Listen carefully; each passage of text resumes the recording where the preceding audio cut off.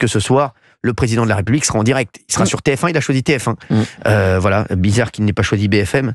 Il n'aime pas trop le service public. Hein. Il n'aime pas trop Anne-Sophie Lapix et le service public. Non, voilà. Qu'est-ce que vous attendez, vous, Cyril? Est-ce que vous attendez une annonce? Mais alors, franchement. D'abord, est-ce que vous attendez quelque chose? Je vais vous dire la vérité, mais c'est pas que j'en ai rien à carrer. Mais c'est au-delà de ça. Ça veut dire, mais même pas, je vais même pas regarder une minute. Vous pensez pas qu'il y aura une annonce? Qu'une annonce? Mais qu'est-ce qu'il y en a? Mais j'en ai rien à carrer. Mais comment il doit terminer ces 2 années alors de son mandat? Un, je n'en attends rien. 2, ça ne m'intéresse pas. Parce que ça ne m'intéresse pas, parce que ça ne se passera rien. Voilà. 3, j'attends peut-être juste un truc, mais je reverrai après. C'est parce que j'aime beaucoup Charles Bietri. Il y aura un moment de télé à ce moment-là. Juste le moment entre Charles Bietri, qui a la maladie de Charcot, qui est un type exceptionnel, et un grand journaliste. Sur la fin de vie, c'est le sujet principal de l'émission de ce soir. Mais Emmanuel Macron, je vais vous dire, comme d'habitude, je vais rien comprendre à ce qu'il dit. Comme d'habitude, il y a rien, je vais rien comprendre concrètement à ce qu'il va nous annoncer, parce que on va rien comprendre. 2, ça va être chiant. Ça va être chiant à mourir, comme d'habitude. J'ai jamais vu une émission, excusez-moi, avec Emmanuel Macron. Des programmes Koh-Lanta. Et en termes d'audience, ça peut donner quoi? En termes d'audience, ça fera mieux que Koh-Lanta. Koh-Lanta, ça marche plus tellement. Ça fait 3 millions. Vous pensez que ça fera mieux que Koh-Lanta? Bien sûr, Koh-Lanta, ça fait 3 millions. Vous êtes fou, quoi. Est-ce que ça fera plus que 5 millions? Oui, bien sûr. Non, ça va faire le taf. Mais oui, parce que ça reste quand même 8-9, ça peut faire. Oui, mais bon. 9 millions? Non, pas 9. Quand il s'exprime la dernière fois, c'était 7 ou 8. Sur la durée, 2h30. 7 ou 8. Je suis d'accord avec l'article. S'il fait moins de 6 millions, c'est catastrophique. Sur toute l'émission? 6 millions sur toute l'émission en moyenne? S'il fait moins de 6 millions, c'est catastrophique. Non, vraiment. Mais les sujets sont pas très. On sait qu'il n'y aura pas d'annonce. Alors il va commencer par une grosse séquence internationale, parce qu'il a eu des initiatives diplomatiques. Déjà, ça gonfle tout le monde. Déjà, je vous le dis. Non, mais déjà, ça gonfle tout le monde. Mais moi, vous avez raison. Moi, je pense que ça peut prendre je pense que ça va quand même marcher. Il y a quoi en face? Il n'y a pas grand-chose en face. Il y a la montée des marches. Oui, non, mais la montée des marches, tout le monde s'en fout. C'est à 19h. Ouais, mais après, il y a. Il parle à 20h10. Non, on s'en fout total de la montée des marches. Il n'y a pas grand-chose. Non, il n'y a pas grand-chose. Non, mais bon, Emmanuel. Et voilà, exactement. Emmanuel Macron qui s'exprime ce soir dans un nouveau format. Écoutez-moi, franchement, non, mais vraiment, moi, je ne vais pas regarder une minute. Je m'en tape total. Alors j'aimerais bien savoir ce qu'en pensent les auditeurs. Est-ce que vous allez regarder? Est-ce que ça vous intéresse ou bien pas du tout? Vous nous dites la vérité. 01 80 20 39 21 sur Europe 1. Il y a Loïc qui est avec nous du centre. Bonjour Loïc, merci d'être avec nous sur Europe 1. Oui, bonjour. Salut Lolo. Salut, ça va? Comment il va Loïc? Il va très bien, je vous remercie. Merci, ça va. Vous en êtes un autre. Merci Loïc. Alors, je souhaitais intervenir par rapport à Monsieur Macron. Bien sûr. Donc, plus qu'une pompe à vélo, c'est carrément un compresseur, ce mec. Qui sait, qui croit encore à ses boniments? Non, mais est-ce que vous allez regarder ça? Moi, je n'ai pas du tout regardé, par exemple. Je vais absolument pas regarder, évidemment. Moi aussi, absolument pas. Mais absolument pas. Voilà. Et qui sait qui peut encore croire qu'il va faire quelque chose? C'est vraiment la question que je me pose. Mais moi, j'y crois pas du tout. En plus, il reste 2 ans. Mais il se passera rien. Mais c'est franchement. Merci. Loïc, vont parler de Emmanuel Macron, donc vous n'avez pas du tout regardé. Absolument pas. Absolument pas. Ouais. Alors en face, sur les autres chaînes, puisque vous demandiez ce qu'il y avait, il y aura un documentaire aux origines, l'esclavage sur France 2. Oui. Il y a une série policière face à face sur France 3. Ça va marcher. Sur France 5, alcool au féminin, elle brise le tabou. Non. Et une série 911 sur M6. Donc, mais il y a quand même la folie du camping-car sur ces stars. Et ça... Avant l'été. Après, il lui reste 2 ans. Alors, vous voulez qu'il fasse quoi? Qu'il communique comment? Est-ce qu'il doit communiquer ou il faut bien faire quelque chose ces 2 années. Les mecs, cette émission, elle sert à rien. Mais il va se gaver en audience, parce qu'il n'y a rien en face. Pour le coup, il n'y a rien en face. C'est ce qu'on a vu. Non, mais de toute façon, il sait pertinemment qu'il n'a plus la main mise.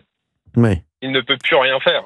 On s'en fout total de cette intervention. Sur l'international, il a encore un peu quelque chose à faire, non? Vous pensez vraiment? Non. Je pense que oui, il a plus à faire que Bayrou, par exemple. Ah oui. Forcément. Forcément, mais bon, est-ce que l'international a envie de l'écouter? Excuse-moi, c'est vrai, moi j'ai aucun problème sa visite à Kiev pour dire que c'était ça allait dans le bon sens. Il y a juste l'Algérie qui a annoncé hier expulser 15 nouveaux Français d'Alger, 15 nouveaux fonctionnaires. Réponse pour le moment du gouvernement, on va répondre de manière proportionnée. Donc, mais t'as pas envie de l'entendre là-dessus justement, Macron, ce soir? Mais ce que je veux dire, c'est que ça fait des années, et j'attends pas TF1 ce soir pour espérer l'entendre là-dessus. Ça fait des mois qu'il ne parle pas, des mois qu'il n'a qu'un mot depuis la capture de Boualem Sansal. Donc très bien, il va être interrogé, peut-être qu'il va dire des choses, mais en fait on lui demande de parler en permanence sur ces sujets-là, et pas seulement ce soir sur TF1. Et surtout, on on lui demande pas de parler, on lui demande d'agir, de changer la vie quotidienne des Français, d'améliorer la situation à l'international et la respectabilité de la France, et pourquoi pas d'améliorer la sécurité aussi des Français, voilà, et leur pouvoir d'achat, et pas de parler pendant 2h30. Non, mais plutôt d'agir. on sait que ce soir, il n'y aura pas d'annonce de toute façon. Bah si, il y a les référendums. Oui, les référendums, mais bon, tu l'as dit. Mais regarde où on en est. On va peut-être faire un référendum sur l'organisation territoriale et sur les écrans. C'est ça qu'on va faire ? À la rentrée, un référendum pour savoir s'il faut limiter les écrans moins de 15 ans et réorganiser les régions ? On a besoin d'un référendum ? Il y a combien d'opinions favorables encore pour Macron ? Une vingtaine de %, tu le sais toi-même. Ouais, moi, je pensais un petit peu plus. Non, tu le sais toi-même. On parle de leurs problèmes. Tu le sais toi-même. C'est toi-même, Géraldine Maillet. Merci Gauthier. Ça sera la phrase de ce C'est toi-même. C'est toi-même, Géraldine. Bravo Gauthier. Tu le sais toi-même, ça restera dans la... Vous avez compris, c'était une fausse question, Géraldine Maillet. C'était pour dire, non, c'était 26 il y a encore un mois. Je voulais savoir si ça avait baissé par rapport au 26 d'il y a un mois. Ça ne fait que baisser. Alors vous savez que le torchon brûle entre Emmanuel Macron et le Premier ministre François Bayrou. Emmanuel Macron ne comprend pas pourquoi le Béarnais a voulu autant Matignon. Il est nommé le 13 décembre et l'Élysée commence à se dire mais il procrastine, il ne fait rien, il n'y a pas de feuille de route, il n'y a pas de courage politique, il n'y a pas de volonté, on n'y voit plus on n'y comprend rien à ce qu'il veut faire et surtout à ce qu'il ne fait pas. Et donc il y a un agacement élyséen très fort, c'est pour ça aussi que le président veut reprendre la main sur la politique intérieure. Et sur les référendums, puisque François Bayrou a proposé un référendum sur le budget dans les colonnes du journal du dimanche sans consulter l'Élysée, il s'est fait rabrouer par le président de la République et là sur les référendums qu'il va annoncer ce soir, François Bayrou n'est au courant de rien et n'a pas été mis dans la boucle. Il s'est fait rabrouer, mais quand tu consultes les Français sur vous aimeriez être consulté sur quoi prioritairement, la question des finances publiques arrive en haut. Bien plus que les écrans et 15 ans, bien plus que tout un tas de sujets. Je te parle de tambouille politique entre le Premier ministre et le Président de la République. Mais Olivier, par ailleurs, les écrans à 15 ans, pardon, mais comment t'interdis aux parents? Mais c'est aux parents que qu'est-ce que tu vas faire si quand bien même les gens disaient Emmanuel Macron de fliquer les enfants du... Et quand bien même les Français voteraient en disant oui, il faut... Comment on fait? Bien sûr. Comment on fait avec les GAFAM? Comment on fait? Mais Olivier, toi qui connais bien le Premier ministre, Monsieur Bayrou, est-ce que tu ne penses pas que justement l'affaire... On peut parler, Gauthier? L'affaire de Betaram, justement, l'a complètement inhibé, bloqué et a complètement... Audition. Finalement, en fait, bloqué son action en tant que Premier ministre. Il est auditionné demain par la commission d'enquête à l'Assemblée nationale. Je ne sais pas si c'est réellement préparé. Il n'y a pas de cabinet de crise autour de lui. Il n'y a pas d'agence de communication. Il fait ça un peu avec... Certains disent un peu d'amateurisme. Il va se présenter devant la commission d'enquête en essayant d'être le plus direct possible dans ses réponses sur un sujet qui le touche beaucoup et personnellement. Olivier, tu peux peut-être faire le lien entre les services de l'agence de communication de Cyril et le Premier ministre là. C'est juste en prometteur. Ça dépend. Il faut que l'agence fasse appel à mes bons conseils. Ah oui, tu fais pas ça gratos. Il fait pas ça gratos. C'est devenu le pire. C'est devenu le pire. C'est devenu le pire, croyez-moi. Le pire. Le pire des pires. Ah ouais. Le pire des pires. Le moindre petit sou, il va le chercher. C'est incroyable. Non, mais je vous dis, moi, je suis outré. Il a des déjeuners qui coûtent cher. Non, mais vraiment, moi, il me secoue d'articuler. Loïc, donc voilà, Loïc donc va pas regarder et il y a comme moi. Loïc, moi non plus, je regarderai pas du tout. Franchement, Loïc. Voilà. Non, mais il faut regarder si vous voulez qu'on s'appelle Loïc, il n'y a aucun problème. Moi, je vais pas regarder du tout. Ah, très bien. Pas de soucis. Moi, je vais regarder un pote qui fait un paissant au paddle, une chèvre, pour rigoler. C'est vrai. Je vais regarder deux potes qui font un paissant, un tournoi de paddle là. Non, mais pour les chèvres avec des pipes. Je ne crois encore à ce qu'il dit. Ah oui, c'est la question que je me pose. Franchement, les Français, ils ont besoin qu'on leur parle de leurs vrais problèmes. Mais c'est ça. Non, mais c'est vrai que quand on voit les sujets, excusez-moi, à part la fin de vie, c'est important. Même Robert Ménard, je pense qu'il sera au rendez-vous sur les questions sécuritaires et migratoires. Et le pouvoir d'achat, avec Sophie Binet, il sera forcément question du travail et du pouvoir d'achat. D'une part. Un référendum sur les écrans, c'est vraiment pas la priorité à mon sens. Et franchement, le pire, je trouve, c'est l'organisation territoriale. Si il va jusqu'au bout, demander un référendum et poser la question aux Français sur les régions, les départements, je pense qu'il y a d'autres questions à poser aux Français qui intéresseraient plus. Je suis pas sûr que ce soit la priorité là. Oui, voilà. On est d'accord.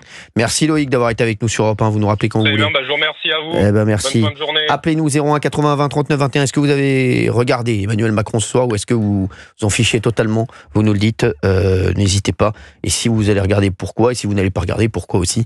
01 80 20 39 21 sur Europe 1. Est-ce que vous allez regarder Géraldine Maillet, bien entendu, hein. Oui, je vais regarder. C'est comme si moi, il y avait un documentaire sur Gérard Lanvin. C'est vrai, c'est sûr, quand on est fan comme ça, on va regarder. Je regarderai en replay aussi. Hein. Ouais, bah c'est sûr, bah oui, moi, voilà. Tu enregistres l'émission? Non. Tu sais que ça n'existe plus, les magnétoscopes. Ouais, c'est vrai. Ouais, ça va. Ça va, cassette.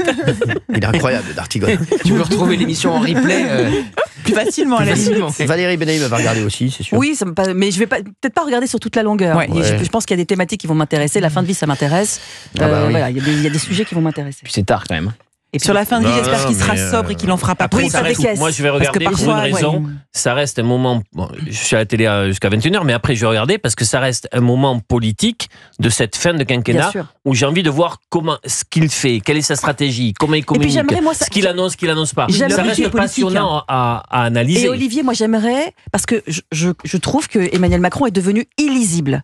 Donc j'aimerais voir si ce soir il est à nouveau lisible, si on arrive à comprendre. Il va refaire le coup du grand débat. Il va endormir tout le monde. Post-gilet jaune, il va il va tout prendre. Il va être très bon sur un très grand nombre de sujets, encyclopédiques.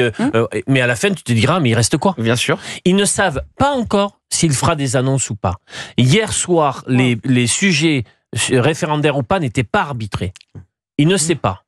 Parce qu'il a du mal à trancher. Depuis le début de ce deuxième quinquennat, il n'arrive pas à trancher, à décider vite qui va à Matignon, à décider sur la réforme des retraites. La réforme a changé. Matignon, tu sais comme moi, on savait que c'était Bayrou.